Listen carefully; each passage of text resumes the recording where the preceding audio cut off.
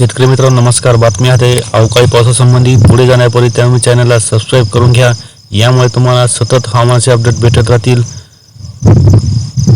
Like करा, share करा, comment सुद्धा नक्की करा। चला तर जाणून घेऊया आज हवामानाची स्थिती काय असेल राज्यामध्ये आज तुरळक ठिकाणी हलक्या पावसाची शक्यता असणार आहे, ते ठिकाणी आपण जाणून घेऊया। तत्पूर्वी मान्सूनची राज्याला चाहूल लागलेली आहे।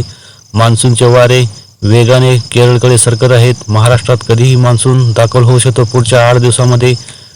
आज हवामान स्थिती बघितली पाहिजे आहे तर सांगली जिल्ह्यामध्ये कोकण पट्ट्यात रत्नागिरी, सांगली या ठिकाणी पावसाची शक्यता जास्त असणार आहे। सावंतवाडी, कोल्हापूरचा परिसर, सावंतवाडी, कोकण पट्टा, तसेच चिपळूण, रत्नागिरी, सातारा, गोरेगाव, खोपोली, मुंबई, कल्याण, डोंबिवली, वाडा, पालघर, डहाणू, तसेच इगतपुरी या ठिकाणी पावसाची शक्यता जास्त असणार आहे। धुळे, साक्री, मालेगाव, नवापूर, नंदुरबार या ठिकाणी पावसाची शक्यता आज काही अंशी कमी असणार आहे। मालेगाव, तसेच सिल्लोड, मनमाड, नाशिकचा भाग, वैजापूर, औरंगाबाद, श्रीरामपूर या ठिकाणी सुद्धा हवामान कोरडे राहण्याची शक्यता आहे। उन्हाचा चटका जाणवणार आहे। जामखेड, करमाळा, इंदापूर, बारामती या साईडला हवामान ढगाळ राहून हलके पावसाची शक्यता असू शकते। वडूज, विटा, सांगली या ठिकाणी सुद्धा हलका पाऊस होण्याची शक्यता हवामान खात्याने वर्तवली आहे। तसेच जत, सोलापूर, पंढरपूर, तुळजापूर, पेठ, बार्शी, लातूर,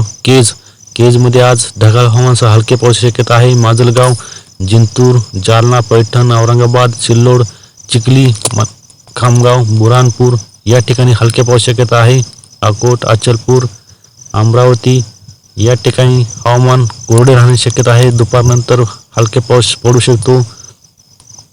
नागपूर, विदर्भाची स्थिती पाहिजे तर उमरेड, देसाईगंज, मकोना, वणी, चंद्रपूर, गडचिरोली या ठिकाणी सुद्धा हवामान कोरडे राहणार आहे। तसेच आदिलाबाद, उमरखेड, नांदेड, वाघेडा, पुसद, वाशिम, लोणार, जिंतूर, जालना या ठिकाणी सुद्धा हवामानाची स्थिती कोरडी असणार आहे। तसेच लातूर, उदगीर, तुळजापूर या ठिकाणी सुद्धा स्थानिक वातावरण तयार होऊन हलक्याशा पावसाची शक्यता आहे। ही होती राज्यातील हवामान स्थिती। व्हिडिओ शेवटपर्यंत पाहिल्याबद्दल धन्यवाद।